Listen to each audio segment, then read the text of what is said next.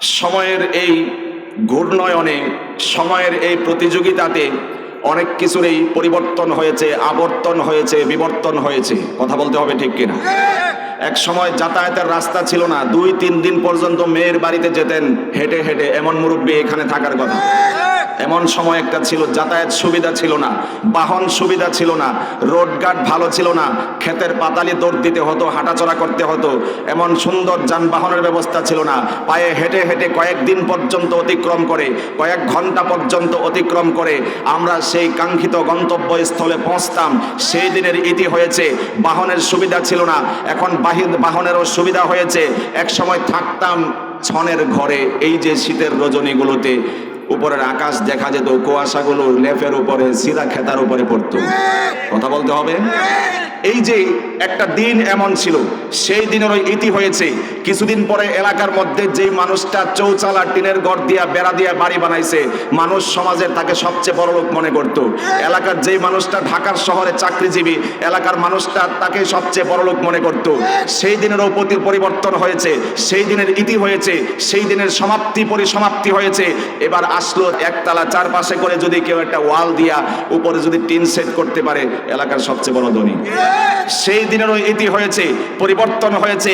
এবার আসলো উপরে ছাদ, গার্মেন্টস ফ্যাক্টরিতে চাকরি করে ঢাকার শহরে গিয়ে, বা অন্যান্য অফিস আদালতে চাকরি করে। এই যে উন্নয়নের ধারা আলহামদুলিল্লাহ চলছে, উন্নয়ন হচ্ছে, উন্নতি হচ্ছে, সব কিছু হচ্ছে। ছাদের পরে ছাদ নির্মিত হচ্ছে, বিল্ডিং এর মালিক হচ্ছেন, আলিশান রাজপ্রাসাদের মালিক হচ্ছেন কে? বানাচ্ছেন। সব কিছুই উন্নয়ন হয়েছে, উন্নতি হয়েছে। ছনের ঘর থেকে, বনের ঘর থেকে টিনের ঘরে এসেছেন, টিনের ঘরের জেনারেশনের সময় শেষ হয়েছে। এবার বিল্ডিং এ আপনি বসবাস করছেন। রাস্তার উন্নতি ছিল না, রাস্তার উন্নয়ন হয়েছে।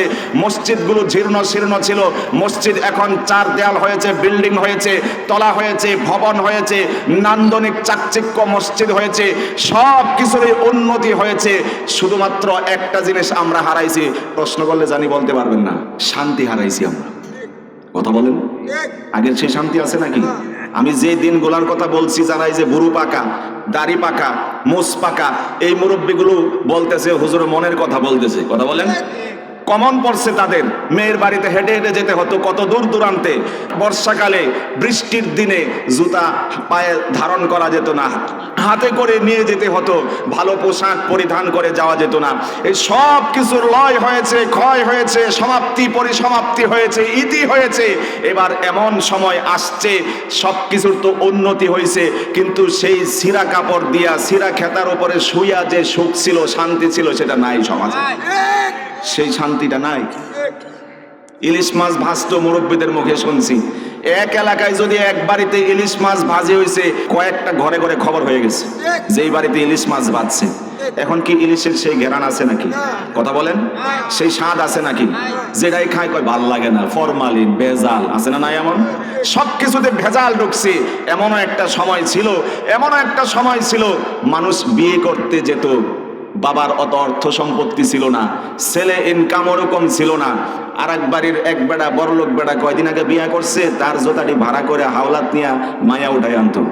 কথা বলতে হবে, ঠিক কিনা? এমন একটা সময় ছিল না? কিন্তু তখন সুখ ছিল, শান্তি ছিল, যেটা এখন নাই। এখন সব কিছু নিজস্ব হয়েছে, না যার যার নিজ নিজ সব কিছুই হয়েছে, কিন্তু সেই শান্তিটা আগের দিনে শান্তিটা নাই। বেড়ায় সারাদিন পরিশ্রম করে 13 টাকা কেজি, আমি এই পর্যন্ত বুঝি আর কি, 10 টাকা 13 টাকা কেজি চাউল বিক্রি করতে গেছে গ্রামের হাটে। এমন সময় ছিল কিনা? এমন সময় ছিল 10 টাকা কেজি করে, 13 টাকা 12 টাকা কেজি করে মুরব্বি গেছে চাল বিক্রি করতে গ্রামের হাটে, বিকালবেলা বিক্রি করে শেষ করে সন্ধ্যার সময় ব্যাগ ভরে কয়েক পদের আইটেম কিনে বাড়িতে লই আইছে। শুধু আনছে না, রানছে, রাইন দিয়ে আবার পাশের ঘরেও এক বাড়ি দিয়ে আইছে, তোর কাকির ঘরে দিয়ে আয়। আসিল কিনা বাস্তবতা? যখন এমন ছিল, হয়তো অভাব ছিল, অনটন ছিল, অশান্তি ছিল না, শান্তি আর সুখ ছিল। নাই এখন। আরে এক কাপ লবণও এক ঘর থেকে আরেক ঘর থেকে হাওলাত করছে, এক কাপ তেল হাওলাত করছে, পেঁয়াজ রসুন মরিচ এগুলো প্রয়োজনে হাওলাত করছে। এমন একটা অভাবের সময় ছিল, অনটনের সময় ছিল, ফুড ক্রাইসিসের সময়, একটা সময় আমরা এমন অতিবাহিত করেছি বটেই। তখন হাজারো অভাব অনটন থাকলেও, ভালো পোশাক পরিধান করতে না পারলেও, বিল্ডিংয়ে আরামে ঘুমাতে না পারলেও, জীর্ণ শীর্ণ সময় আর যুগ যেটা ছিল, সব কিছুর অভাব অনটন থাকলেও একটা জিনিস ছিল, সুখ আর শান্তি পারস্পরিক ছিল। ওই সময় সুখ শান্তি ছিল, এখন নাই এগুলো। এখন আমরা আলোচনা করব ইনশাআল্লাহ, আল্লাহ যদি তৌফিক দান করেন, আবারও কিভাবে ব্যক্তি জীবনে, পারিবারিক জীবনে, সাংসারিক জীবনে, সামাজিক জীবনে এবং রাষ্ট্রীয় জীবনে কিভাবে আমরা সুখ ফিরে পেতে পারি, সেই সোনালী যুগ ফিরে পেতে পারি, আমরা সেগুলো জানবো ইনশাআল্লাহ। আল্লাহ রাব্বুল আলামিন কোরআনুল কারীমের সূরাতুন নাহলের মধ্যে 90 নম্বর আয়াতে আল্লাহ রাব্বুল আলামিন শান্তি কিভাবে ফিরে আসবে, সুখ কিভাবে আরো পুনরুজ্জীবিত হবে, আল্লাহ তাআলা বলিষ্ঠ কণ্ঠে ঘোষণা দিয়ে দিয়েছেন। আল্লাহ রাব্বুল আলামিন বলেন, ইন্নাল্লাহা ইয়া'মুরু বিল আদলি ওয়াল ইহসানি ওয়া ইতা'i যিল কুরবা ওয়া ইয়ানহা আনিল ফাহশাই ওয়াল মুনকারি ওয়াল বাগি ইয়া'iযুকুম লা'আল্লাকুম তাযাক্কারুন। আল্লাহু আকবার। সূরাতুন নাহল, কোন সূরা তেলাওয়াত করলাম? সূরাটার নাম হচ্ছে নাহাল। এই নাহাল সূরার 90 নম্বর আয়াত তেলাওয়াত করেছি। একটু কষ্ট না নিলে জবান নাড়িয়ে উত্তর দেন, কত নম্বর আয়াত? কোন সূরা? সূরাতুন নাহাল। এই সূরা নাহালের 90 নম্বর আয়াতে যে আয়াতটা আমি তেলাওয়াত করেছি, এই আয়াতটা আপনাদের সবার পরিচিত। কারণ এই আয়াত যখন শুক্রবারে খুতবার দিন ইমাম সাহেব পড়ে, আপনারা আস্তে আস্তে গুছাইতে থাকেন যে শেষ খুতবা, এখন নামাজ শুরু হইব। এই জন্য বলছি যে এই আয়াতটা আপনাদের পরিচিত। যেহেতু পরিচিত আয়াত, আয়াতের পরিচিতি জানা নতুন করে দরকার আছে। সূরা নাহাল কত নম্বর আয়াত? সবাই জানার ইচ্ছে নাই? একটু জোরে কইলে যারা জিমাইতেছে, কষ্ট হইতেছে, তারাও সজাগ হয়ে যাবে। কত নম্বর আয়াত? 90 নম্বর আয়াতে আল্লাহ যে ঘোষণা দিয়েছেন, ইন্নাল্লাহা, আমি সরল অনুবাদ করছি, ইন্নাল্লাহা, নিশ্চয়ই আল্লাহ রাব্বুল আলামিন, ইয়া'মুরু, তিনি আদেশ করছেন, বিল আদলি, ইনসাফের, আদালতের, ন্যায়পরায়ণতার, ওয়াল ইহসান, সুন্দর ব্যবহার করার জন্য আল্লাহ আদেশ করছেন, ওয়া ইতা'i যিল কুরবা, সবচেয়ে নিকটাত্মীয় যারা, কাছের লোক যারা, তাদেরকে দান সদকা করার জন্য কে আদেশ করছেন? আল্লাহ। তাহলে তিনটা আদেশ পাইলাম এই সূরাতে, ইনসাফ, ইয়া'মুরু বিল আদলি ওয়াল ইহসান, সুন্দর আচরণ, ওয়া ইতা'i যিল কুরবা, নিকটাত্মীয় যারা আছে দান করার ক্ষেত্রে তাদেরকে দান করলে সওয়াব কম না বেশি? বেশি। এই তিনটা আদেশ আর তিনটা নিষেধ আল্লাহ করলেন। ওয়ায়ানহা আনিল ফাহশাই ওয়াল মুনকারি ওয়াল বাগি, ইয়ানহা, আল্লাহ নিষেধ করছেন, আনিল ফাহশা, অশ্লীল কোনো কাজ করা থেকে আল্লাহ নিষেধ করেছেন, ওয়াল মুনকার, মন্দ কোনো কাজ, গর্হিত কোনো কাজ, খারাপ কাজ আল্লাহ রাব্বুল আলামিন নিষেধ করেছেন, ওয়াল বাগি, সীমা লঙ্ঘন সূচক কোনো কাজ করতে যিনি নিষেধ করেছেন তিনি কে? আওয়াজ করে বলতে হবে, আরো জোরে বলতে হবে। তাহলে তিনটা আদেশ, তিনটা নিষেধ। আমি তিনটা আদেশের কথাও আলোচনা করব না, তিনটা নিষেধের কথাও আলোচনা করব না, যেহেতু সময় একেবারে শর্ট, সংক্ষিপ্ত। শুধু একটা ওয়ার্ড নিয়ে আলোচনা করব, যেটা আল্লাহ প্রথম বলেছেন, ইন্নাল্লাহা ইয়া'মুরু বিল আদল। আল্লাহ রাব্বুল আলামিন আদেশ করছেন যে তোমরা ইনসাফ কায়েম করো, ন্যায়পরায়ণতা বাস্তবায়ন করো, মানুষের প্রতি বৈষম্য নয় বরং আদালত, ইনসাফ কায়েম করো। এই ইনসাফ যদি ব্যক্তি জীবনে, পারিবারিক জীবনে, সাংসারিক জীবনে, সামাজিক জীবনে, রাষ্ট্রীয় জীবনে, অর্থনৈতিক জীবনে কায়েম করা যায়, শান্তি দিয়ে যিনি ভরপুর করে দিবেন তিনি কে? চিল্লায় বলতে হবে। আল্লাহ রাব্বুল আলামিন শান্তি দিয়ে ভরপুর করে দিবেন। যেহেতু কয়েকটা বিষয় এখানে জড়িত, ব্যক্তি জীবনে শান্তির দরকার আছে না নাই? সাংসারিক জীবনে শান্তির দরকার আছে না নাই? সামাজিক পর্যায়ে শান্তির দরকার আছে না নাই? অর্থনৈতিক পর্যায়ে শান্তির দরকার আছে না নাই? বিচারিক পর্যায়ে শান্তির দরকার আছে না নাই? গোটা রাষ্ট্রীয় পর্যায়ে আল্লাহর জান্নাতের মতো শান্তির দরকার আছে না নাই? ব্যক্তি জীবনে কিভাবে শান্তি আসবে, এই কথাটি আমি সূরা নূর, কোরআনুল কারীমের একটা সূরার নাম হচ্ছে সূরা নূর। কি নাম? এই সূরা নূরের 27 নম্বর আয়াতে আল্লাহ রাব্বুল আলামিন একটা প্রেসক্রিপশন দিচ্ছেন। প্রেসক্রিপশনের মধ্যে অনেকগুলো ট্রিটমেন্ট থাকে, ওষুধপাতির কথা লেখা থাকে। ব্যক্তি জীবনে কিভাবে শান্তি আসতে পারে এর একটা ফর্মুলা, প্রেসক্রিপশনের একটা ট্যাবলেট বা মেডিসিন যাই বলেন, একটা আমরা আলোচনা করছি ইনশাআল্লাহ। আল্লাহ রাব্বুল আলামিন কোরআনুল কারীমের সূরাতুন নূরের 18 নম্বর পারার 12 নম্বর পেজের প্রথম আয়াত, অর্থাৎ এই সূরার 27 নম্বর আয়াতে আল্লাহ রাব্বুল আলামিন ঈমানদারকে ডাক দিয়ে একটি ওয়াজ শোনাচ্ছেন। ইয়া আইয়ুহাল্লাযীনা আমানু লা তাদখুলু বুয়ুতান গায়রা বুয়ুতিকুম হাত্তা তাস্তানিসু ওয়া তুসাল্লিমু আলা আহলিহা। আল্লাহু আকবার। আল্লাহ রাব্বুল আলামিন ব্যক্তি জীবনে এবং সামাজিক জীবনে, পারিবারিক জীবনে কিভাবে শান্তি অর্জন করা যায়, শান্তিকে পুনরুজ্জীবিত করা যায়, আল্লাহ রাব্বুল আলামিন কুরআনুল কারীমের সূরা নূরের 27 নম্বর আয়াতে একটি ট্রিটমেন্টের কথা আলোচনা করেছেন। ইয়া আইয়ুহাল্লাযীনা আমানু, ওহে ঈমানদারেরা, লা তাদখুলু বুয়ুতান গায়রা বুয়ুতিকুম হাত্তা তাস্তানিসু ওয়া তুসাল্লিমু আলা আহলিহা। যখন আরেকজনের বাড়িতে যাবা, জানালা দিয়ে উকি দিবা না, জানালা দিয়ে উকি দিবা না, দরজা দিয়ে উকি দিবা না। রান্নাঘরে মহিলারা রান্না করতে থাকে, ভাবি বলে সম্বোধন করবা না, উকি দিবা না, বরং আল্লাহ রাব্বুল আলামিন সাজেস্ট করছেন ওয়া তুসাল্লিমু আলা আহলিহা। কারো দরজার সামনে যখন যাবে, কারো বাড়ির সামনে যখন যাবে, কারো ঘরের সামনে যখন যাবে, তখন সালাম দিতে হবে। কি দিতে হবে বলেন? এই কথাটিকেই আল্লাহর হাবিব সাল্লাল্লাহু আলাইহি ওয়াসাল্লাম আনাস রাদিয়াল্লাহু তাআলা আনহুকে উদ্দেশ্য করে সবক দিচ্ছেন। ইয়া বুনাইয়া ইদা দাখালতা আলা আহলিহা ফাসাল্লিম। ও আনাস, ও আমার কলিজার টুকরা আনাস, ও বৎস শোনো, ইদা দাখালতা আলা আহলিহা, যখন তুমি তোমার পরিবার পরিজনের কাছে যাবে, ঘরে যখন যাবে, ফাসাল্লিম আলা আহলিকা, তোমার ঘরের মধ্যে যারা বসবাস করে তাদেরকে সালাম বিনিময় করো। নবীজি সালাম বিনিময় করলে কি হবে বলে দিয়েছেন, যদি তোমার ঘরের যারা রয়েছে তাদেরকে যদি সালাম বিনিময় করতে পারো, তোমার জন্য এবং ওই ঘরের জন্য, পরিবার পরিজনের জন্য আল্লাহ রাব্বুল আলামিনের পক্ষ থেকে অঢেল ধারায় শান্তি নেমে আসবে। চিল্লায় বলেন সুবহানাল্লাহ। তাহলে একটা ট্রিটমেন্ট পাইলাম, ঘরে গেলে সালাম দেওয়ার দরকার আছে না নাই? কত বছর ধরে দেই না, মনে আছে? আজকে ইনশাআল্লাহ ঘরে গিয়ে কারা কারা সালাম দেবো ইনশাআল্লাহ। মিছা কথা কয়েন না, বাড়ি খারা যদি শুনে কিন্তু শুনতেছে, সালাম দেবো ইনশাআল্লাহ। বেয়াদবি নেবেন না, হাত নামান। মানে না বাদে আপনি দেন না, 3 দিন দেন, দেখেন এরপরে হ্যাঁ নিজেই দেওয়া শুরু করে। প্রথম হয়তো কেউ ফাইজলামি করো নাকি, আমি কেউ অপরিচিত কিছু লাগে নাকি আমার সালাম দিতেছো। অনেক বেরিয়েরা মনে করে সালাম মনে হয় অপরিচিত লোকরে দেওয়ান লাগে। আমি তো ঘরের মানুষ, আমার সালাম দেওয়াটাকে ফাইজলামি করো আমার লাগে। দিতে দিতে দিতে দিতে একদিন দেখবেন আপনাকে সালাম দেওয়ার জন্য অপেক্ষায়, অধীর আগ্রহ অপেক্ষা করতে থাকবে।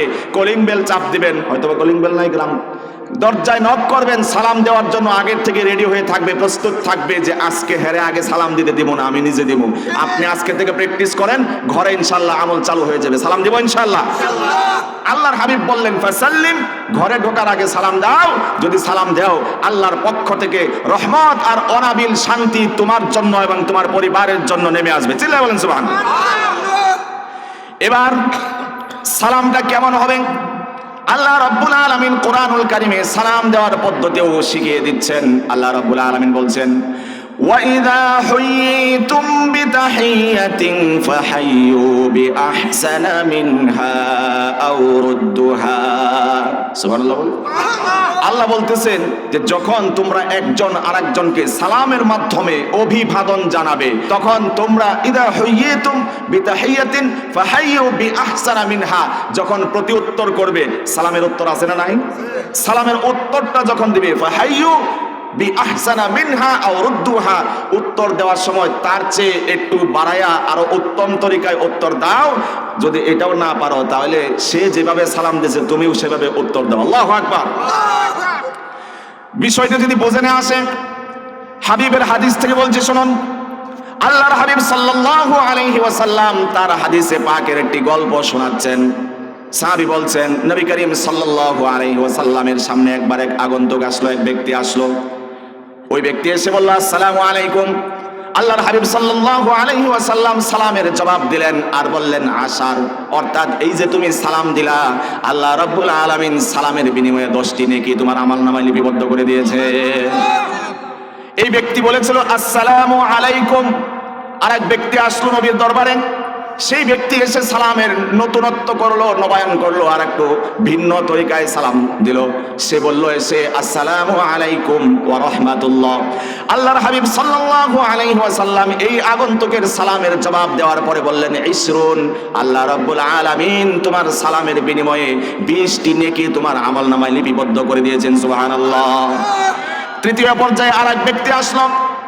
সেই ব্যক্তি এসে আল্লাহর হাবিব সাল্লাল্লাহু আলাইহি ওয়াসাল্লামের দরবারে এসে ভিন্ন তরিকায় সালাম দিয়ে বলল, আসসালামু আলাইকুম ওয়া রাহমাতুল্লাহি ওয়া বারাকাতুহু। আল্লাহর হাবিব সাল্লাল্লাহু আলাইহি ওয়াসাল্লাম এবার বললেন, সালাসুন, অর্থাৎ এই যে তুমি আরো 2টি শব্দ বৃদ্ধি করে সালাম বিনিময় করলা। আগের লোক বলেছিল আসসালামু আলাইকুম, পরের লোক বলেছিল আসসালামু আলাইকুম ওয়া রাহমাতুল্লাহ, তৃতীয়বারে এসে তুমি বলেছো আসসালামু আলাইকুম ওয়া রাহমাতুল্লাহি ওয়া বারাকাতুহু। এই যে নতুন করে সালাম তুমি দিলা, আল্লাহ রাব্বুল আলামিন তোমার আমলনামায় 30টি নেকি লিখে দিয়েছেন। চিল্লায়ে বলেন সুবহানাল্লাহ। তাহলে সালামটা একটু শর্ট করে না দিয়ে যদি আর একটু বাড়ায় দেই, সব কম না বেশি? জোরে বলতে হবে। প্রথম লোক এসে সালাম দিল আসসালামু আলাইকুম, যেটা আমরা সচরাচর দেই, নেকি কয়টা হইল? 10টা। আর এক লোক নবীর কাছে আসলো, আসসালামু আলাইকুম ওয়া রাহমাতুল্লাহ। আল্লাহর হাবিব বললেন, ইসরুন, তোমার আমল নামে 20 নেকি লেখা হয়েছে। সুবহানাল্লাহ। তৃতীয় পর্যায়ে আরেকজন আসলো, আসসালামু আলাইকুম ওয়া রাহমাতুল্লাহি ওয়া বারাকাতুহু। এই পর্যন্ত সালাম। এরপরে জান্নাতুহু, মাগফিরাতুহু, আরো আবিজাবি যা বলেন। হাদিসের শব্দ, হাদিসের যে শব্দগুলো আছে এটা হচ্ছে আসসালামু আলাইকুম ওয়া রাহমাতুল্লাহি ওয়া বারাকাতুহু। এই 3টা মনে থাকবে ইনশাআল্লাহ। আমরা সকলে একটু সালাম প্র্যাকটিস করছি, নতুন করে সালাম বিনিময় করছি। আসসালামু আলাইকুম বলেন, আসসালামু আলাইকুম ওয়া রাহমাতুল্লাহি ওয়া বারাকাতুহু। আজকের পরে থেকে আসসালামু আলাইকুম এগুলো বলা যাবে নাকি? হ্যালো আসসালামু আলাইকুম, এটি সালাম, এটি স্টাইল, এগুলো সালাম না। এজন্য আমরা সবাই জবান নেড়ে আবারও সহি বিশুদ্ধ শুদ্ধ উচ্চারণ করে পড়ছি, জবান নাড়িয়ে আসসালামু আলাইকুম। যারা কইতেছেন না, আপনাকে কিন্তু আসসালামু আলাইকুমের বাইরে মুখ দিয়ে। আর যারা কইতেছে এরা মনে পড়বো কালকে সালাম দেওয়ার সময়, হুজুরে না কালকে সালাম শিখাইছে, আসসালামু আলাইকুম ওয়া রাহমাতুল্লাহি ওয়া বারাকাতুহু। এতটুকু শব্দ সংযোজন করে সালাম দিয়ে কত নাকি হইল? এই যে বুঝছে এরা কত নাকি হইল? চিল্লায় বলেন। 30 নাকি হইল। এবার সালাম দিলে লাভ না লস? কারণ সালামের অর্থই হচ্ছে শান্তি, সুখ, অনাবিল শান্তি। আল্লাহর একটা নাম আছে সালাম, জানেন আপনারা? আল্লাহুম্মা আনতাস সালাম ওয়া মিনকাস সালাম। আবার হুয়াল্লাহুল্লাযী লা ইলাহা ইল্লা হু আল মালিকুল কুদ্দুসুস সালাম। সালাম কার নাম? সালামের অর্থ কি? শান্তি। আমরা একে অপরকে যেদিন থেকে সালাম বিনিময় করতে ভুলেছি, ব্যক্তি জীবনে, পারিবারিক জীবনে, সাংসারিক জীবনে, সামাজিক জীবনে শান্তি পালাইছে। কথা বলতে হবে, ঠিক কিনা?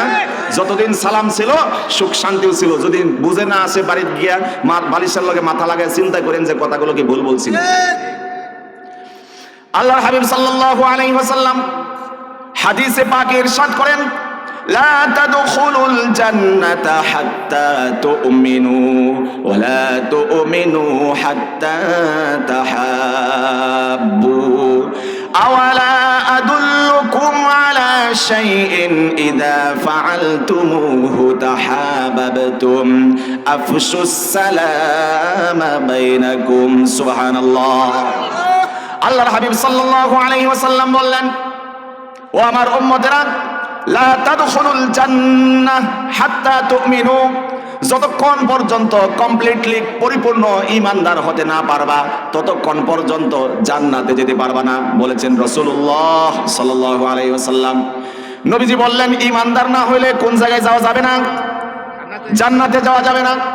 নবীজি পরের অংশ বললেন, ওয়ালা তুমিনু হাত্তা তাহাব্বু, ততক্ষণ পর্যন্ত তোমরা ঈমানদার হতে পারবা না যতক্ষণ পর্যন্ত একজন আরেকজনকে আল্লাহর জন্য ভালো না বাসবা। সুবহানাল্লাহ বলেন। তাহলে আল্লাহর জন্য, আল্লাহর খুশির জন্য একজন আরেকজনকে ভালোবাসার দরকার আছে না নাই? আওয়াজ করে বলতে হবে, আছে না নাই? পরের কথা আল্লাহর হাবিব বললেন, আওয়ালা আদুল্লুকুম আলা শাইইন ইযা ফাআলতুমুহু তাহাবাবতুম, আমি কি তোমাদেরকে বলে দেব না কোন কাজ করলে তোমাদের একের অপরের সাথে ভালোবাসা, সুখ, শান্তি, সমৃদ্ধি, সৌহার্দ্য বৃদ্ধি পাবে?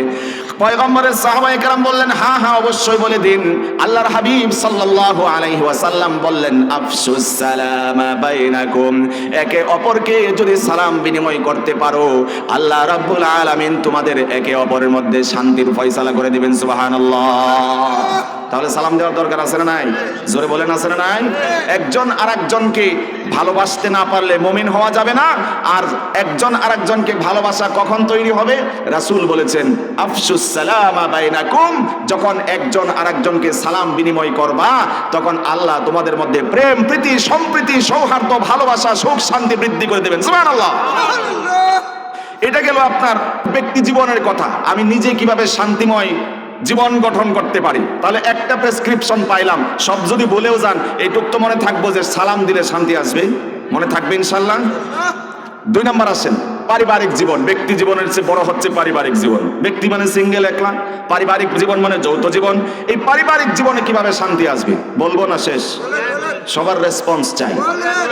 একটু জিকির করি, লা ইলাহা ইল্লাল্লাহ, লা ইলাহা ইল্লাল্লাহ, লা ইলাহা ইল্লাল্লাহ, লা ইলাহা ইল্লাল্লাহ।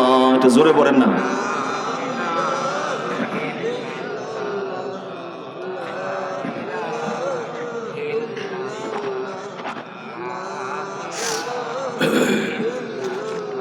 লা ইলাহা ইল্লাল্লাহু মুহাম্মাদুর রাসূলুল্লাহ সাল্লাল্লাহু আলাইহি ওয়াসাল্লাম।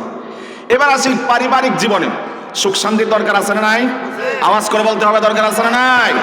পারিবারিক জীবনে যদি সুখ শান্তি আনতে হয়, 1 নাম্বার ফর্মুলা যেটা হবে, বাবা যারা আছেন সন্তানকে বিয়ে দেন নাই, ছেলেকে বিয়ে দেন নাই, মেয়েকে বিয়ে দেন নাই, এমন বাবা যারা আছেন তাদের জন্য নসিহত হচ্ছে, হাদিসের আলোকে বলছি, পারিবারিক জীবন যদি সুন্দর করতে চান, সুখীময় করতে চান, শান্তিময় করতে চান, বাবাকে যখন, ছেলেকে যখন বিবাহ দিবেন, ভালো একটা পাত্রী নির্ধারণ করা দরকার আছে না নাই? দিনদার, নেককার, পরহেজগার, আবেদা, জাহেদা, মুত্তাকি মেয়েকে নির্ধারণ করার দরকার আছে না নাই? পারিবারিক জীবন যদি সুখীময় করতে চান, শান্তিময় করতে চান, প্রেমময় করতে চান, সুখ শান্তিতে ভরপুর যদি দেখতে চান, তাহলে ছেলেকে যখন বিবাহ দিবেন, মেয়েকে যখন বিবাহ দিবেন, আমাকেই খুঁজতে হবে টাকা পয়সা, ধন দৌলত, জায়গা জমি, ছেলে কি করে। আগে দেখতে হবে ছেলেটা চরিত্রবান কিনা, এবং যার কাছে যে মেয়েকে ঘরে আনছেন মেয়েটা চরিত্রবান কিনা। নেককার একজন স্ত্রী, একজন মা সিলেক্ট করতে হবে শুরুতেই। এটা হচ্ছে হাদিসের ভাষ্য মোতাবেক চাওয়া। ওমর রাদিয়াল্লাহু তাআলা আনহুর ঘটনা থেকে শোনাচ্ছি। একবার ওমর রাদিয়াল্লাহু তাআলা আনহুর দরবারে একজন বাবা আসলেন, ছেলেকে সাথে নিয়ে আসলেন। ওমর রাদিয়াল্লাহু তাআলা আনহুর কাছে বিচার দায়ের করলেন, আমিরুল মুমিনিন, এই যে আমার ছেলে আমার কথা শুনে না, অবাধ্য। এমন আমাদের গার্ডিয়ান আছে না, অনেক গার্ডিয়ান, অভিভাবকরা হুজুরদের কাছে গিয়ে কয়, হুজুর আমার পোলাটা কথা শুনে না, তাবিজ একটা দেন, লটকায় রাখি যাতে কথা শুনে। আছে না নাই? গ্রামে না থাকতে পারে, শহরে আছে। গাঞ্জাখোর, মদখোর, বাবাখোর, জুয়াখোর, হেরোইনখোর, ফেন্সিডিলখোর আছে, যেগুলো বাবা মাকে অতিষ্ঠ করে, অশান্ত করে তুলে। বাবাকে এতক্ষণ ভিক্ষুকের মতো, অসহায়ের মতো মসজিদের ইমামের কাছে গিয়ে তাবিজ তালাশ করে কথা বলতে হবে, ঠিক? অশান্ত করে তোলে, পরিবারটাকে ধ্বংস করে দেয়, নষ্ট করে দেয়।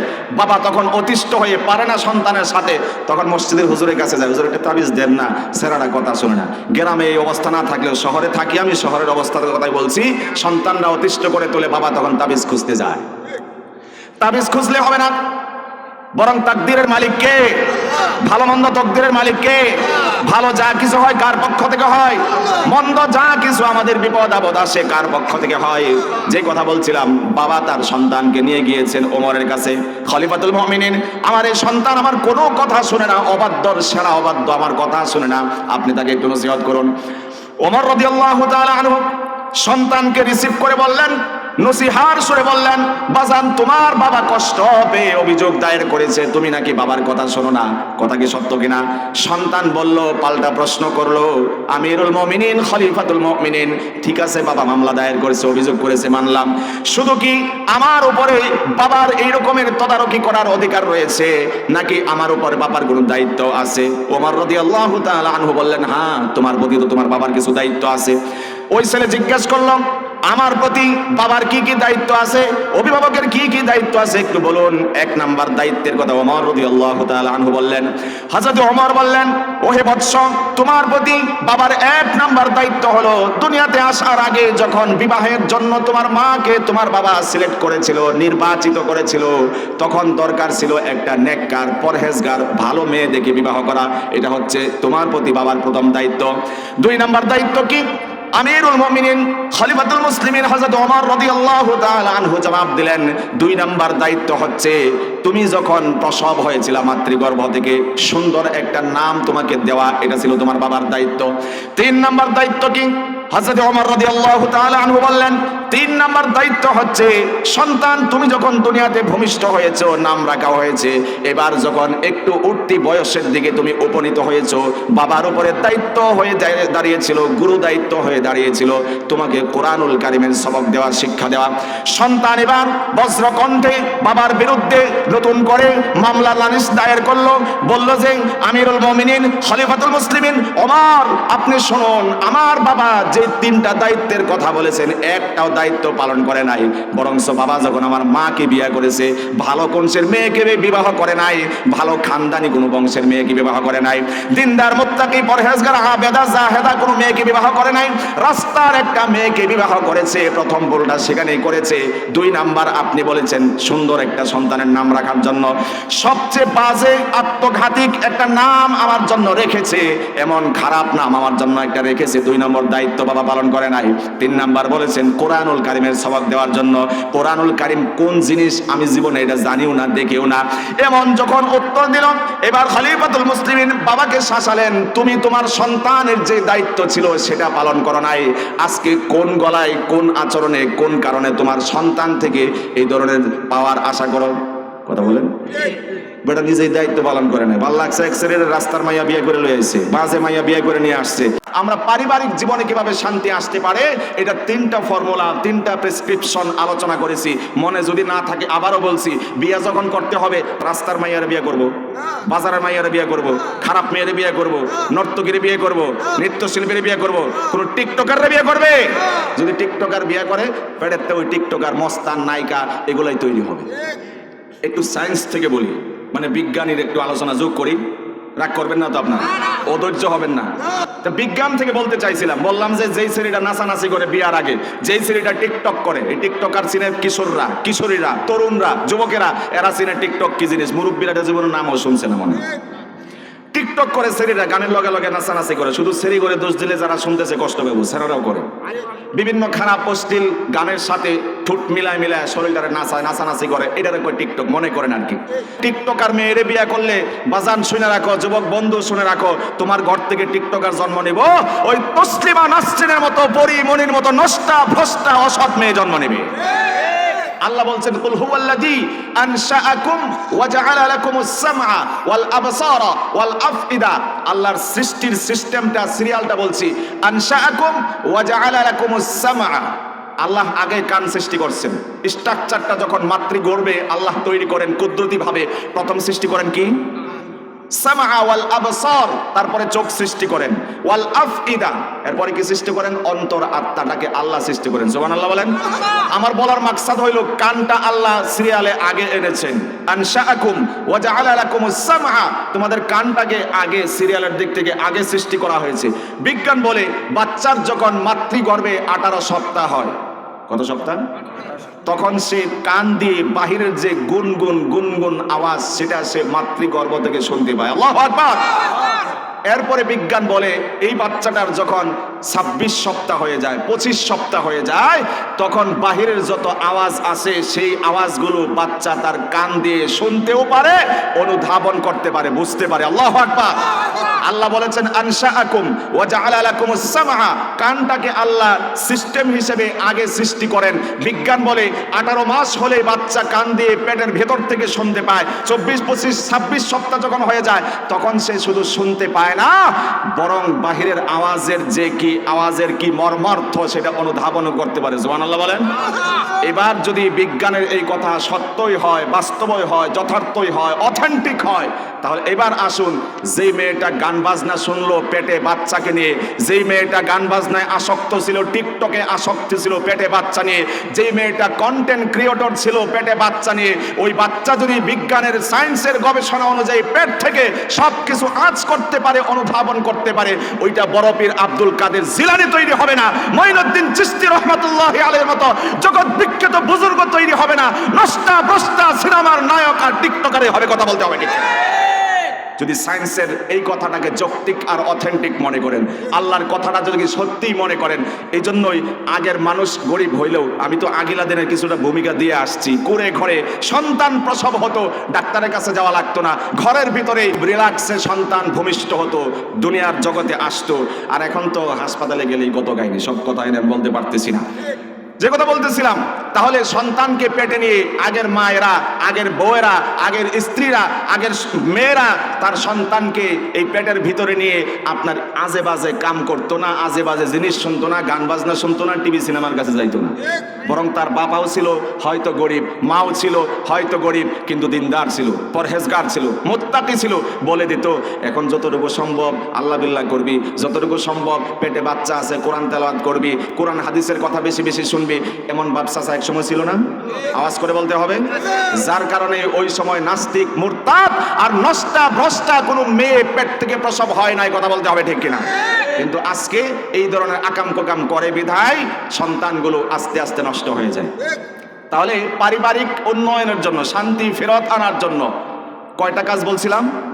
3টা কাজ। 1 নম্বর, মেয়েটা সিলেক্ট করতে হবে বাজারের না, রাস্তাঘাটের না, নেককার, পরহেজগার, মেয়েটা 5 ওয়াক্ত নামাজ পড়ে কিনা এবং টিকটক করে কিনা, এগুলো যাচাই বাছাই করে নিতে হবে।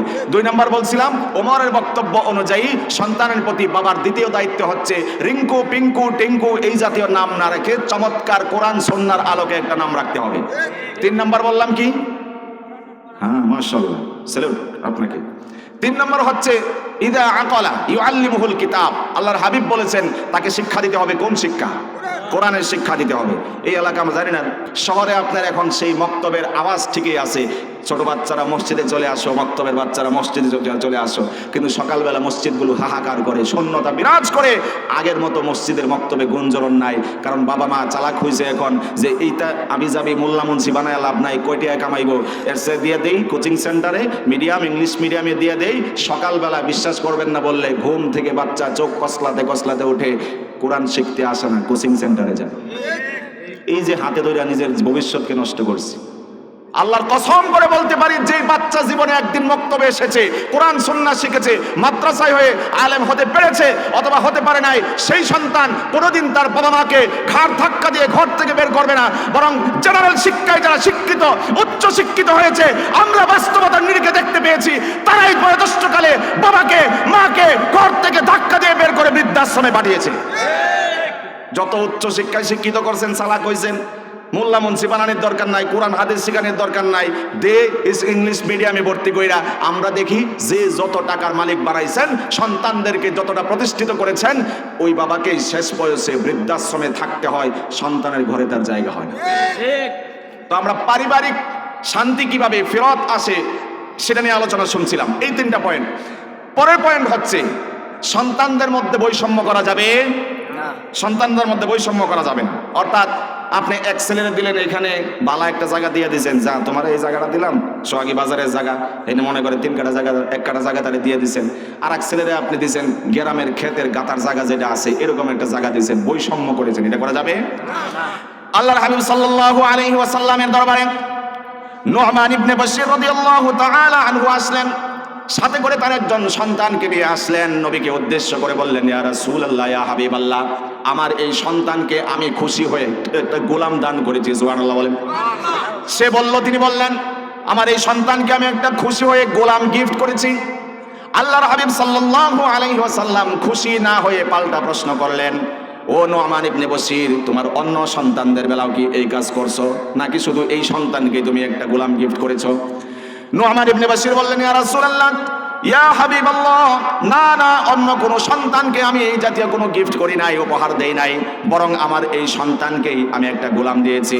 আল্লাহর হাবিব সাল্লাল্লাহু আলাইহি ওয়াসাল্লাম বললেন, ফাআরজি'হু, তুমি তার থেকে এই গোলামটা রিটার্ন করো, ফেরত নিয়ে যাও। এরপরে আল্লাহর হাবিব সাল্লাল্লাহু আলাইহি ওয়াসাল্লাম তাকে উদ্দেশ্য করে আরো বলে দিলেন, ও নু'মান, ইত্তাকুল্লাহ, আল্লাহকে ভয় করো, সন্তানদের মধ্যে বৈষম্য করা যাবে না। বরং তিনি বলে দিলেন, ফাদিলু ফি আওলাদিকুম, সন্তানদের মধ্যে কোনো রকমের বৈষম্যতা সৃষ্টি করা যাবে না।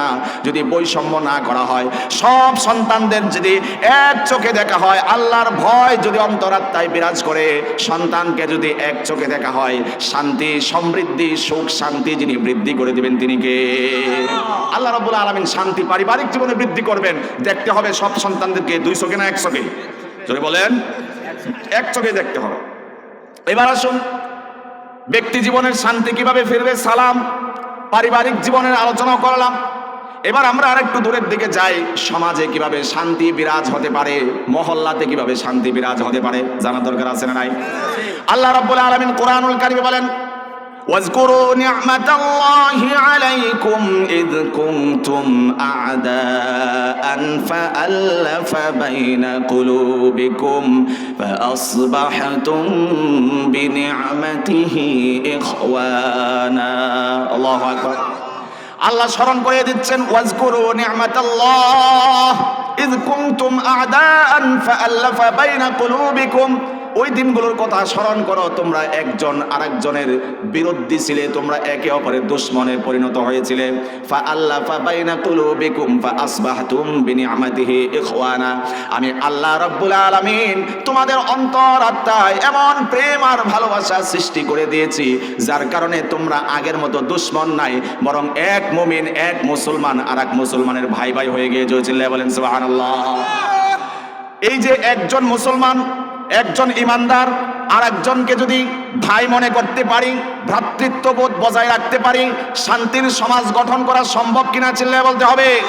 আল্লাহ রাব্বুল আলামিন সূরাতুল হুজুরাতে একই রকমের কথা বলেছেন, ইন্নামাল মুমিনুনা ইখওয়াতুন ফাআসলিহু বাইনাকুম, তোমরা মুমিন যারা রয়েছো একে অপরের ভাই, দুশমন নয়। এরপরেও যদি একজন আরেকজনের সাথে মন মালিন্য হয়ে যায়, ঝগড়া বিবাদ হয়ে যায়, গ্রামে মাতবর আছে না নাই, বিচারক আছে না নাই? আল্লাহর হাবিব কত চমৎকার, আল্লাহ রাব্বুল আলামিন কত চমৎকার করে বলেছেন, ফাআসলিহু, ওই দুই ভাইয়ের মধ্যে যখন বিবাদ তৈরি হয়ে যায়, দুই ভাইয়ের মধ্যে যখন ঝগড়া লেগে যায়, তখন তোমাদের কাজ হচ্ছে তাদের মধ্যে মিল মোহাব্বত বাড়ায়া দাও, মীমাংসা করে দাও। সুবহানাল্লাহ বলেন।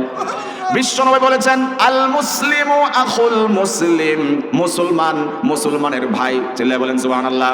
আহারে, এক মুসলমান যদি আরেক মুসলমানকে ভাই জানতো, কথা দিয়ে কষ্ট দিতে পারতো না, আচরণ দিয়ে কষ্ট দিতে পারতো না, কথা বলতে হবে ঠিক কিনা?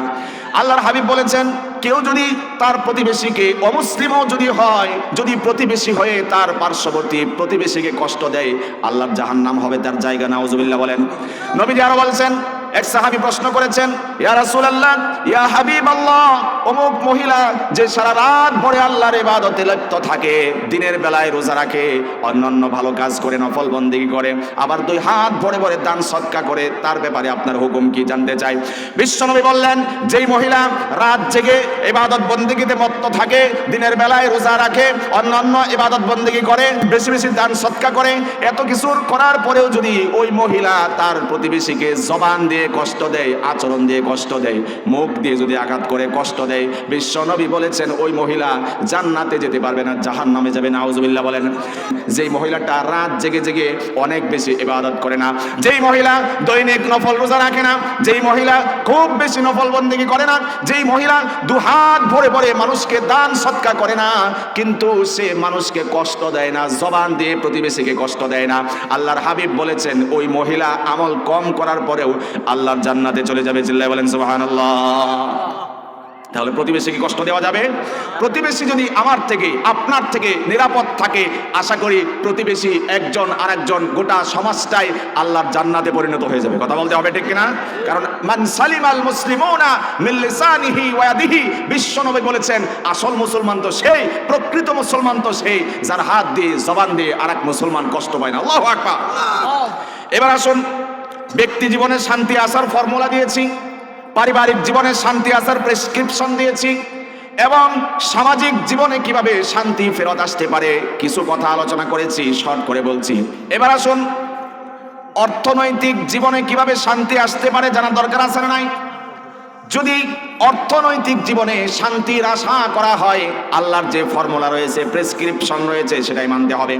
আল্লাহ রাব্বুল আলামিন বলেছেন ফাকিমুস সালাতা ওয়া আতুজ যাকাতা ওয়া'তাসিমু বিল্লাহ হুয়া মাওলাকুম ফানি'মাল মাওলা ওয়া নি'মান নাসীর।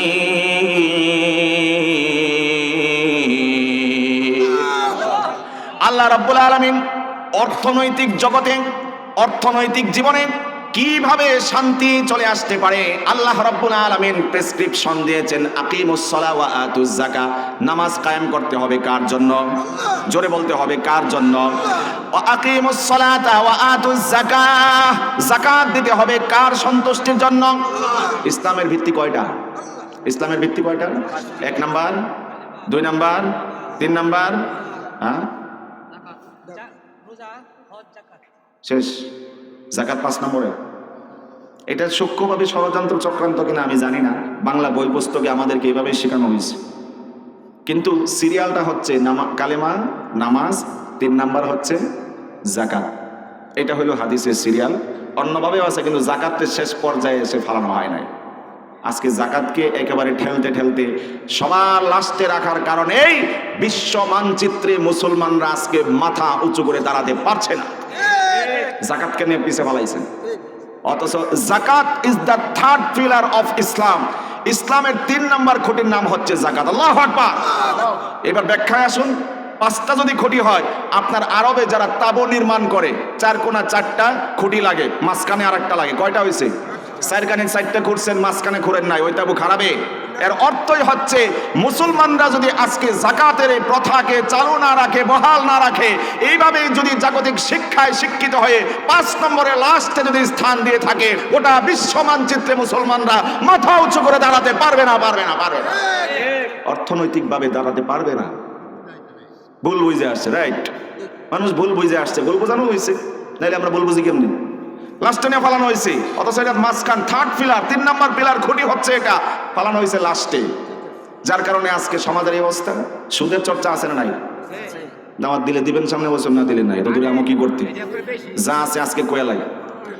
আল্লাহ রাব্বুল আলামিন বললেন আল্লাযীনা ইয়াকুলুনার রিবা লা ইয়াকুমুনা ইল্লা কামা ইয়াকুমুল্লাযী ইয়াতাখাব্বাতুহুশ শাইতানু মিনাল মাস। জিনে ধরা রোগী দেখছেন আপনারা? যারা সুদ খায় পেট বাড়ি করছে দুনিয়ার বুকে, কবরের থেকে জিনে ধরা রোগের মতো পাগল, উন্মাদ, মাতাল হয়ে তাদের করতে হবে। আল্লাহ নিষেধ করলেন, হালাল করলেন, ব্যবসাকে হারাম করেছেন। আহাল্লাল্লাহুল বাইআ ওয়া হাররামার রিবা। আল্লাহ রাব্বুল আলামিন ব্যবসাকে হালাল করে দিয়েছেন আর সুদকে তিনি হারাম করেছেন। অন্য আয়াতে পরবর্তীতে বললেন ইয়া আইয়ুহাল্লাযীনা আমানুত্তাকুল্লাহা ওয়া দারু মা বাকিয়া মিনার রিবা। আল্লাহ ঈমানদারকে ডাক দিয়ে বললেন আল্লাহকে ভয় করো, চক্রবর্তী হারে সুদ খায়ো না। এই কথা শোনার পরে, জানার পরেও যদি কেউ সুদ খাও, আল্লাহ বলছেন আমি এবং আমার রাসূলের সাথে যুদ্ধ করার জন্য প্রস্তুত হও। নাউজুবিল্লাহ। কত বড় ভয়ঙ্কর কথা! যদি আমার এই বাণী শোনার পরেও, রেড সিগন্যাল পাওয়ার পরেও যদি সুদ না ছাড়তে পারো, আল্লাহ এবং তার রাসূলের বিরুদ্ধে যুদ্ধ করার জন্য প্রস্তুত হও। নাউজুবিল্লাহ। কত বড় ধমকি! যদি ছাড়তে না পারো তাহলে আল্লাহ রাসূলের বিরুদ্ধে তোমরা যুদ্ধের জন্য প্রস্তুত হয়ে যাও। আমরা কি কেউ এই দুঃসাহস করি আল্লাহর সাথে যুদ্ধ করার? রাসূলের সাথে যুদ্ধ করার দুঃসাহস কেউ করি? অসম্ভব, এটা কোশ্চিন কালেও সম্ভব নয়। আল্লাহ রাব্বুল আলামিন সুদকে নিষেধ করে দিয়েছেন। আজকে যদি সুদি কারবারে না জড়িয়ে মানুষ যদি অর্থনৈতিক যে চাকা রয়েছে যাকাত ভিত্তিক সমাজকে পরিচালনা করত, যাকাত ভিত্তিক অর্থকে যদি আজকে তারা পরিচালনা করত, আমাদের বিশ্বাস আল্লাহর আসমানের যে শান্তি রয়েছে, জান্নাতি স্বর্গীয় যে শান্তি রয়েছে, যাকাত ভিত্তিক অর্থ ব্যবস্থা এখনো যদি কার্য করা হয়, ইনশাআল্লাহ আল্লাহর জান্নাতের সুখ মানুষ দুনিয়াতে উপভোগ করতে হবে। কথা বলতে হবে, ঠিক কিনা? আল্লাহ রাব্বুল আলামিন যাকাতকে মানুষের কাছে পৌঁছে দেওয়ার জন্য বারবার তিনি কোরআনুল কারিমে আয়াত নাজিল করেছেন। যাকাত মানুষকে দেওয়ার জন্য তিনি উদ্বুদ্ধ করেছেন। আজকে যদি যাকাত দেওয়া হতো, সমাজের মধ্যে দরিদ্র মানুষ থাকতো না, হত দরিদ্র থাকতো না। কথা বলতে হবে, ঠিক কিনা? যখন যাকাত ভিত্তিক অর্থনৈতিক ব্যবস্থা চালু ছিল, ঠিক ওই সময়ের কথাই বলছি। হযরতে ওমর ইবনে আব্দুল আজিজ, পঞ্চম খলিফা যাকে বলা হয়, ওমর ইবনে আব্দুল আজিজ রহমাতুল্লাহি আলাইহি, তার জমানাতে যাকাতের এত বেশি চর্চা ছিল, আল্লাহর বান্দারা যাদের উপরে যাকাত ফরজ হতো কাঁধে করে করে পোতলা নিয়ে বস্তা নিয়ে নিয়ে ঘুরতো। সুবহানাল্লাহ বলেন। আল্লাহর এক বান্দা পুতলার মধ্যে করে যাকাতের কিছু মাল শহরে শহরে, অলিতে গলিতে, অঞ্চলে অঞ্চলে, পাড়ায় পাড়ায়, মহল্লায় নিয়ে ঘুরে বেড়াচ্ছেন। আমার কাছে কিছু যাকাতের মাল আছে, কার লাগবে বলো? যাকাতের মাল আছে, কার লাগবে বলো? কোনো একজন মানুষ পায় না তালাশ করে। যাকাত নেওয়ার মতো ওই সময় কোনো মানুষ তিনি খুঁজে পাচ্ছেন না। একদিন চলে গেল, 2 দিন চলে গেল, 3 দিন চলে গেল, যাকাত নেওয়ার মতো কোনো মানুষ তিনি খুঁজে পাচ্ছেন না। অবশেষে 3য় দিন গিয়ে দেখে গাছের নিচে একটা উস্কো খুস্কো সিরাবিরা পোশাক পরা একটা লোক বস্তার মধ্যে মাথা ঠেকিয়ে শুয়ে আছে। আল্লাহর বান্দা মনে করলো 3 দিন পর্যন্ত যাকাতখোর তালাশ করতেছি, যাকাতখোর খুঁজে পাই না, গাছের নিচে শুয়ে আছে, উস্কো খুস্কো হয়ে শুয়ে আছে, বস্তার মধ্যে মাথা ঠেকিয়ে শুয়ে আছে, মনে হয় এটাই যাকাতখোর হবে। আল্লাহর ওই বান্দা তাকে জাগ্রত করলো, আল্লাহর বান্দা 3 দিন ধরে এক পোতলা যাকাতের মাল নিয়ে ঘুরতেছি, তুমি মনে হয় যাকাতখোর হবে, নাও আমার এই যাকাতের মালটা নিয়ে নাও। আল্লাহর ওই বান্দা, ঘুমন্ত বান্দা, গাছের নিচে বস্তার মধ্যে মাথা ঠেকিয়ে যেই বান্দা শুয়ে আছে, সেবার গর্জে উঠলো, আরে বেটা, আমারে দেখে কি তোমার যাকাতখোর মনে হয় নাকি? তুমি তো 3 দিন পর্যন্ত এক পোতলা যাকাতের মাল নিয়ে ঘুরছো, যাকাতখোর তালাশ করছো। আমি 3 দিন নয়, এক বস্তা যাকাতের মাল নিয়ে 5 দিন পর্যন্ত আজকে এখানে খুব শুয়ে আছি, এখন পর্যন্ত একজন যাকাতখোর খুঁজে পেলাম না। চিল্লায় বলেন সুবহানাল্লাহ। ওই যাকাতের সিস্টেম চালু আছিল বিধায় পথে পথে, অলিতে গলিতে ভিক্ষুক সায়েল খুঁজে পাওয়া যেত না। মানুষকে তালাশ করে বেড়াতো যাকাতের মাল দেওয়ার জন্য, খুঁজে পায় না। একবার পাইছে, মনে করছে এটা মনে যাকাতখোর। হ্যাঁ, কয় যে তুই বেটা 3 দিন ধরে এক পুতলা লয়ে ঘুরো, আমি তো এক বস্তা নিয়ে শুয়ে আছি 5 দিন ধরে, তুই আমার যাকাতখোর মনে করো? আজও, এখনো, বর্তমানেও, সাম্প্রতিক সময়েও আজকের সমাজের কোটিপতি যারা, লাখপতি যারা, ধনাঢ্য যারা, শিল্পপতি যারা, এদের প্রত্যেক বছরে যে যাকাতটা আসে, এই যাকাত যদি সঠিকভাবে দিত, তার গোটা এলাকা, কয়েক এলাকা সে নিজেই চালাতে পারত। শিল্পপতিদের কি পরিমাণ যাকাত আছে একটু পরে আমরা হিসাব দিতেছি। শিল্পপতি যারা আছে, ধনাঢ্য যারা আছে, গরিবদেরকে যদি শুধু আঞ্চলিকভাবে তারা বিলাইতে পারতো, সমাজের মধ্যে একজন অভাবী খুঁজে পাওয়া যেত না, কারো কুড়ে ঘর খুঁজে পাওয়া যেত না, সমাজের মধ্যে দরিদ্র হতদরিদ্র ভিক্ষুক তালাশ করে খুঁজে পাওয়া যেত না, যদি সমাজপতিরা, শিল্পপতিরা, কোটিপতিরা, ধনাঢ্য ব্যক্তিরা নিজের যাকাতগুলো যদি গরিবদেরকে দিত, এগুলো খুঁজে পাওয়া যেত না। আজকে সমাজ ব্যবস্থা কেমন? আমি বলতেছি, অর্থনৈতিক ভাবে আপনি কিভাবে শান্তি ফিরিয়ে আনতে পারেন অর্থনৈতিক জীবনে, সেই জগৎটার কথা আলোচনা করছি। আজকে কোটিপতি যারা আছেন, আবার উল্টা দিকে সমাজের মধ্যে, দেশের মধ্যে কিছু খারাপ পল্লী আছে, জানেন আপনারা? খারাপ পল্লী আছে না? একটা কথা আছে, প্রবাদ বাক্য আছে, অভাবে অভাবে স্বভাব নষ্ট, পেটের দায়ে তাড়নায় তাড়িত হয়ে পেট চালানোর জন্য অনেক মেয়েরা চলে গিয়েছে সেই খারাপ পল্লীতে, নিজের সতীত্বকে বিসর্জন দিয়েছে। আছে না বাস্তবতা? শুধু আছে না, লাখ লাখ আছে। এটি আলোচনা হয়েছে, কিন্তু এখন সময় নাই। লক্ষ লক্ষ এমন কর্মী আছে যারা নিজের সতীত্বকে দিয়ে দিচ্ছে বিলিয়ে। কেন? অভাবে স্বভাব নষ্ট, তার একটা পেশা, এটা পেশায় পরিণত হয়েছে, পেশায় রূপান্তরিত হয়েছে। কোটিপতি যারা আছো, শিল্পপতি যারা আছো, প্রত্যেক বছরে তোমার মাল থেকে যে যাকাতটা আসে, যদি সেই খারাপ পল্লীর বন্ধুদেরকে, বোনদেরকে দিয়ে বলতা তুমি এই টাকা দিয়ে কিছু করে খাও, তারপরেও ওই খারাপ পল্লীতে যাব না, খোদার কসম করে বলতে পারি বাংলাদেশে কোনো খারাপ পল্লী খুঁজে পাওয়া যেত। বেটারা ঠিক মতন দেয় না, তাহলে খারাপ বলি তো হইবই। 2 নাম্বার, গাঁজাখোর, নেশাখোর, বাবাখোর, হেরোইনখোর, ফ্যান্সিডিলখোর এই এলাকা না থাকলেও বাংলাদেশে বিভিন্ন অঞ্চলে আছে না নাই?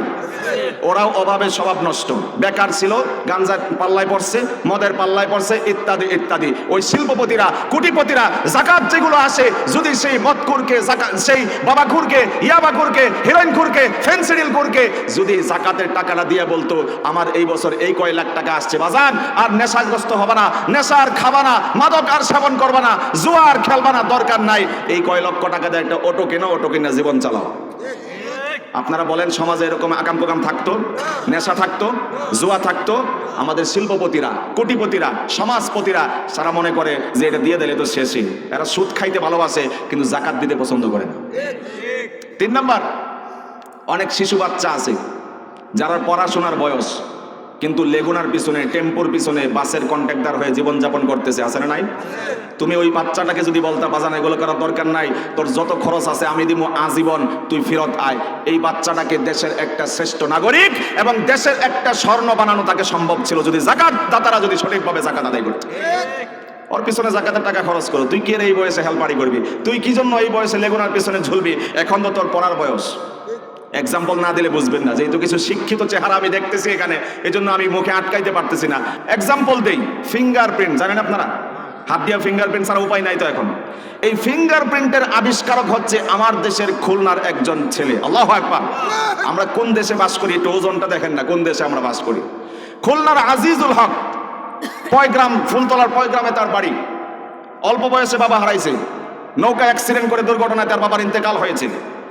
আজিজুল হক ছিল খুলনার, একটু খাওয়ান্না লোক ছিল, খাওয়ান দাওয়ান ভালো পছন্দ করতো। কিছু মানুষ আছে না রুচি ভালো থাকে, খাইতে পারে ভালো, ওই লোক ভালো খাইতে পারতো, যার কারণে অনেক সময় তার বড় ভাই বকাও দিত, কিরে যা পাস তাই খাওয়া দাওয়া আরম্ভ করস, এ ধরনের শাসনও করতো। একদিন ভাই এরকম শাসন করলো যে কিরে বেটা তুই এত খাও কিন লাগে, এরকম শাসন করছে। 12 বছরের মাত্র একটা বালক, খুলনার আজিজুল হকের কথা বলছি। 12 বছর বয়সে খুব খাদক ছিল, ভাই একদিন শাসন করছে যে এত খাও কিন লাগে, শাসন করছে, মাইন্ডে লাগছে, পরের দিন সকালে পালাইছে। শুধু দেশ ছাড়া পালায় নাই, ট্রেন স্টেশনে চলে গেছে। ট্রেন স্টেশনে গিয়ে উঠছে একটার মধ্যে, আল্লাহ যেদিকে লয়ে যায় বেড়া একবারে ওই যে হাওড়া স্টেশন একটা আছে মনে হয় কলকাতায়, সেই কলকাতার স্টেশনে গিয়ে নামছে, নামিয়া রাত্রে যাইব কই। পরে এক ধনাঢ্য ব্যক্তি, ধনী ব্যক্তি তার বাড়ির সামনে শুয়ে পড়ছে আল্লাহর নাম লইয়া। 12 বছরের বালক পালাইছে, কষ্টে দেশ থেকে পালাইছে, দেশ থেকে পালাইছে, শুয়ে পড়ছে। সকালবেলা সে বস বের হয়েছে বাড়ি থেকে, বাড়িওয়ালা বের হয়েছে, তার নেক নজর পড়লো, আমি তোকে পড়াশোনা করাতে চাই, করবা? হ্যাঁ করবো। মাত্র 20 বছর বয়স, জন্ম হয়েছে 1872 সালে, 1892 সালে সে ফিঙ্গারপ্রিন্টের আবিষ্কার করেছে। আল্লাহু আকবার, সুবহানাল্লাহ বলেন, জোরে বলেন। আমি বলতে চাইছিলাম ওই যে জাকাতদাতা যারা আসো, শিল্পপতি যারা আসো, অর্থপতি যারা আসো, কোটিপতি লাখপতি যারা আসো, তোমার জাকাতের টাকাটা যদি প্রত্যেক বছর এইভাবে মানুষগুলো তালাশ করে করে বিলাইতে পারতা, এখনো খুলনার আজিজুল হকের মতো শ্রেষ্ঠ বিজ্ঞানী আবিষ্কার করা বাংলাদেশে সম্ভব ছিল। এরা সুদ পছন্দ করে, জাকাত পছন্দ করে না। 12 বছর বয়সে বাড়ি ছাইরা, 20 বছর বয়সে তো আমাদের ছেলেরা কি করে আপনারাই জানেন, পড়াশোনা তো শেষ হয়ই না। আর সে 20 বছর বয়সে ফিঙ্গারপ্রিন্টের আবিষ্কার করেছে। কিন্তু তৎকালীন সময়ে যেহেতু ব্রিটিশ সাম্রাজ্য ছিল, তাদের আধিপত্য ছিল, কোনোভাবেই তারা এই বাংলাদেশের ছেলে এটা করছে এই কৃতিত্বটা তারা মেনে নিতে পারে নাই। বিভিন্ন কাহিনী হয়েছে, আপনারা এটা গল্প নেটে সার্চ করে জেনে নিতে পারেন। কিন্তু আসল কথা হচ্ছে ফিঙ্গারপ্রিন্টের আবিষ্কারক আমার বাংলাদেশের খুলনার আজিজুল হক। সারা বিশ্বে আজকে ফিঙ্গারপ্রিন্টের এই রীতি আছে না নাই? আছে। এরপরে আসুন জাকাত ভিত্তিক অর্থ ব্যবস্থার কথা বলছিলাম। সুদ ছাড়ো, জাকাত ধরো, অর্থনৈতিক জগতে শান্তি দিয়ে দিবেন কে? জোরে বলেন না কে? আল্লাহ রাব্বুল আলামিন এই জাকাত ভিত্তিক অর্থ ব্যবস্থা যদি চালু করা যায়, অবশ্যই স্বর্গীয় শান্তি দিয়ে ধন্য করবেন সে আল্লাহ। এখন আছে না নাই? 2016 সালের কথা বলছি। 2016 সালে সংসদে একটা আলোচনা হয়েছিল। সেই আলোচনাটা ছিল ভূমিহীন পরিবার বাংলাদেশে কয়টা আছে। সেই জরিপে বলা হয়েছিল বাংলাদেশে ভূমিহীন পরিবারের সংখ্যা হচ্ছে 16,94,297টি। 16,94,297টা ভূমিহীন পরিবার আছে, যেগুলো সরকারের নজরদারিতে আছে। বিভিন্ন জায়গায় দেখেন না কালারিং করে টিনের ঘর বানায় দেয়। এই যে ভূমিহীন পরিবারের সংখ্যা 16 সালের কথা বলছি, 16,94,297টি ভূমিহীন পরিবারের সংখ্যা আছে। এবার আসুন 2018 সালের কথা, পত্রিকাতে এসেছিল। সেখানে বলা হয়েছিল বাংলাদেশে যত মানুষ ব্যাংকের টাকা জমায়, এই সব ব্যাংকের টাকা জমায়া একটা তারা জাকাতের হিসাব বের করেছিল। এই পুরা বাংলাদেশের মানুষের যারা ব্যাংকে টাকা জমায়, এই সব অ্যামাউন্ট থেকে জাকাতের যে পার্সেন্টেজ এসেছিল সেটার সংখ্যা মাত্র 25,000 কোটি টাকা। বুঝছেন কিছু আপনারা? বাংলাদেশের মানুষ সবাই তো ব্যাংকে টাকা জমায় না, সবার কি অবস্থা আছে না? ব্যাংকে টাকা জমাইছে 18 সালের কথা বলতেছি, 25,000 কোটি টাকায় সব মানুষের জাকাত আসছে, শুধু যারা ব্যাংকে টাকা রাখছে। এই 25,000 কোটি টাকা যদি সেই 17 লক্ষ পরিবারের মধ্যে, ভূমিহীন পরিবারের মধ্যে বিতরণ করা হতো, এক একটা পরিবার কম করে হলেও 17 লক্ষ করে টাকা পাইতো, 17-15 লাখ টাকা এরকম করে পাইতো। হিসাব করে দেখেন ভাই। আমি বোঝাতে চাই, সুদ দিয়ে সমাজ সুন্দর হয় না, অর্থনৈতিক জীবন সুন্দর হয় না, বরং জাকাত ভিত্তিক অর্থনৈতিক অবস্থা দিয়েই অর্থনৈতিক অবস্থা সুন্দর করা সম্ভব। কথা বলতে হবে, ঠিক কিনা? এবার আসুন বিচারিক কাজে।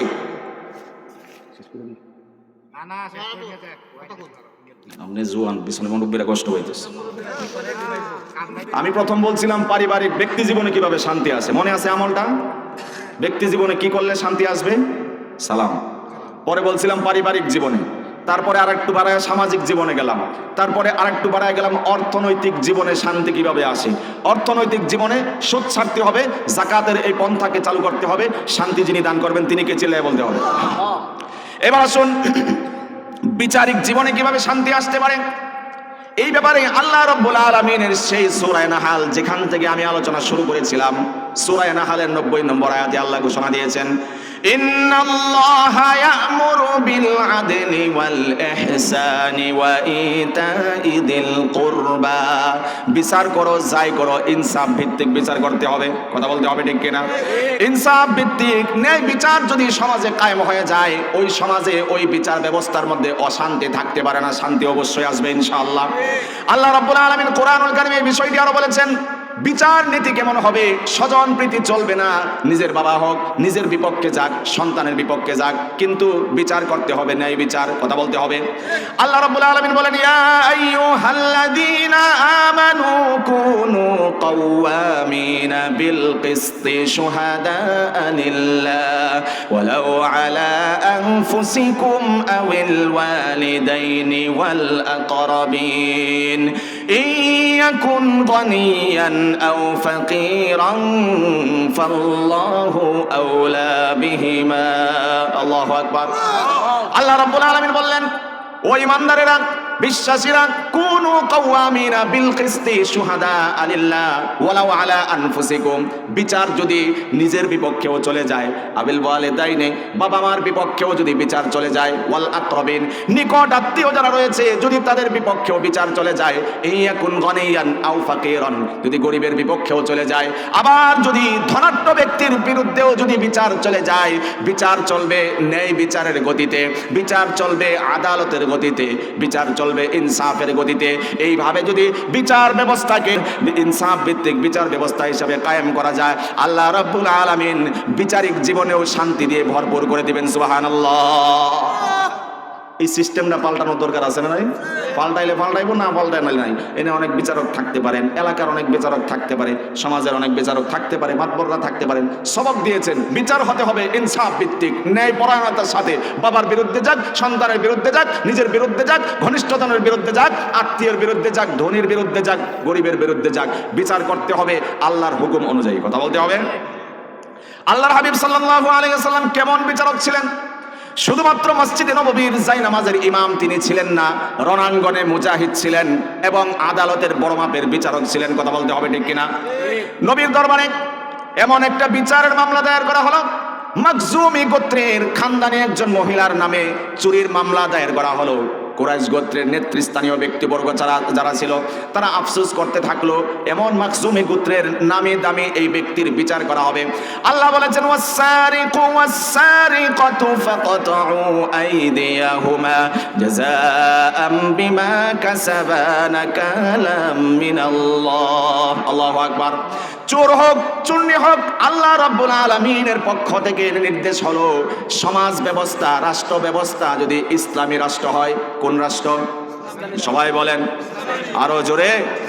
ইসলামী রাষ্ট্র ব্যবস্থা যেখানে কায়েম আর দায়েম রয়েছে, ওখানে যদি কেউ চুরি করে, চোর হোক চুন্নি হোক, হাত কেটে দিতে হবে। আদেশ করেছেন কে? আল্লাহর আদেশ করেছেন। বিশ্ব নবীর কাছে এমন একজন চুন্নি মহিলার ব্যাপারে মামলা দায়ের করা হলো।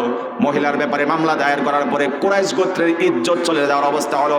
বলা বলি করতে আরম্ভ করলো। এই খানদানি গোত্রের, মাকজুমি গোত্রের মহিলার পক্ষ হয়ে কে সুপারিশ করতে পারবে নবীর কাছে গিয়ে, যাতে করে বিচারটাকে মওকুফ করে দেওয়া হয়? কেউ সাহস করে না, কিন্তু বলা বলি করতে আরম্ভ করলো। অবশেষে কেউ কেউ বলতে আরম্ভ করলো, নবী করিম সাল্লাল্লাহু আলাইহি ওয়াসাল্লামের ঘনিষ্ঠ সাহাবী, অত্যন্ত স্নেহস্পদ সাহাবী উসামা ইবনে যায়েদ রাদিয়াল্লাহু তাআলা আনহু, সে ছাড়া আর কেউ তার পক্ষে সুপারিশ করতে পারবে না। তাকে বলা হলো, উসামা নবীর কাছে গিয়ে এই মহিলার পক্ষে সুপারিশ করো, যাতে করে বিচার মওকুফ করে দেওয়া হয়। উসামা হিম্মত করে, মনোবল নিয়ে, সাহস করে আল্লাহর হাবিব সাল্লাল্লাহু আলাইহি ওয়াসাল্লামের কাছে গিয়ে বলল, ইয়া রাসূলুল্লাহ, ইয়া হাবিবাল্লাহ, এই যে মাকজুমি গোত্রের মহিলা, তার ব্যাপারে চুরির মামলা করা হয়েছে, বিচারটাকে মওকুফ করে দিন। বিশ্বনবী বড় ব্যথিত হলেন, খুব কষ্ট পেলেন, আর উসামাকে উদ্দেশ্য করে বললেন, আল্লাহ রাব্বুল আলামিন যে শরিয়ার নিয়ম চালু করে দিয়েছেন, তুমি কি তার বিরুদ্ধে সুপারিশ করার জন্য এসেছো? আল্লাহর হাবিব সাল্লাল্লাহু আলাইহি ওয়াসাল্লাম বলে দিলেন, আহারে, তোমাদের পূর্বসূরি যারা ছিল তাদের বিচার ব্যবস্থা তো এমন ছিল, ধনী ব্যক্তির বিরুদ্ধে যদি রায় চলে যায় সেই রায়কে তারা প্রত্যাহার করত, গরিব ব্যক্তির বিরুদ্ধে যদি রায় চলে যায় সেই রায়কে তারা কার্যকর করত। এই কারণেই তো তারা ধ্বংস হয়েছে। আল্লাহর নবী বজ্রকণ্ঠে বললেন, আজকে যদি মাকজুমি গোত্রের এই খানদানি মহিলা ছাড়া এই জায়গাতে যদি আমার মেয়ে, আমার কন্যা ফাতেমাও যদি চুরি করে ধরা যেত, আল্লাহর কসম করে বলি, ফাতেমা আমার মেয়ে হওয়ার পরেও তার হাতটা আমি কেটে দিতাম। সুবহানাল্লাহ। কুনু কাওয়ামিনা বিল কিসতি শুহাদা আলিল্লাহি ওয়ালাউ আলা আনফুসিকুম। চলে যাক নিজের বিরুদ্ধে বিচার, চলে যাক বাবা মার বিরুদ্ধে বিচার, চলে যাক নিজের সন্তান সন্ততির বিরুদ্ধেও যদি চলে যায়, বিচার করতে হবে কার হুকুম অনুযায়ী? কাকে খুশি করার জন্য? যদি এই সমাজ ব্যবস্থা কায়েম হয়ে যায়, আবরার ফাহাদের যারা হত্যাকারী বিচার হতো, এমনকি শ্রেষ্ঠ সন্তান বাঙালির শহীদ উসমান হাদির বিচারও আজ পর্যন্ত বাস্তবায়ন করা সম্ভব ছিল। কথা বলতে হবে নাকি? এখন পর্যন্ত বলে খুঁজে পায় না। কেউ কয় বর্ডার ক্রস করে চলে গেছে, কেউ কয় আছে, কেউ কেউ নাই। আহারে, ওই যে যারা ইসলামের বিরোধিতা করে, ইমানদারদের বিরোধিতা করে, মুসলমানদের বিরোধিতা করে, ওই সকল আলতু ফালতু দৈনিক পত্রিকা যেগুলো আছে, সেগুলোর ব্যাপারে শুধু একটু কলম ধরার কারণে তাদেরকে মার্ক করে করে, চিহ্নিত করে করে জেল জরিমানা দেওয়া হয়েছে। অথচ এই দেশের শ্রেষ্ঠ সম্পদ, শ্রেষ্ঠ বাঙালি উসমান হাদিকে যারা হত্যা করেছে, এখন পর্যন্ত রাষ্ট্র তাদেরকে খুঁজে বের করতে পারে না। কারণ ওই যে কান টানলে মাথা চলে আসে, একটা কথা আছে, ওদিক গেলাম না, শুধু ন্যায় বিচার আশা করছি। এবার আমরা চলে যাই রাষ্ট্রীয়ভাবে কিভাবে শান্তি আসতে পারে। রাষ্ট্রীয়ভাবে শান্তি আসার জন্য যেই কিতাব মানতে হবে সেই কিতাবের নাম হচ্ছে কোরআন। সেই কিতাবের নাম কি? কোরআনকেই মানতে হবে। তবেই রাষ্ট্রেও আবারও সুন্দর সোনালী রাষ্ট্র গঠন করা সম্ভব, আবারও সুন্দর সোনালী ঐতিহ্য এবং শান্তি শৃঙ্খলা ফিরিয়ে আনা সম্ভব। কথা বলতে হবে, ঠিক কিনা? আল্লাহর হাবিব সাল্লাল্লাহু আলাইহি ওয়াসাল্লাম ব্যক্তি গঠন করলেন মক্কা জীবনীতে 13টি বছর পর্যন্ত।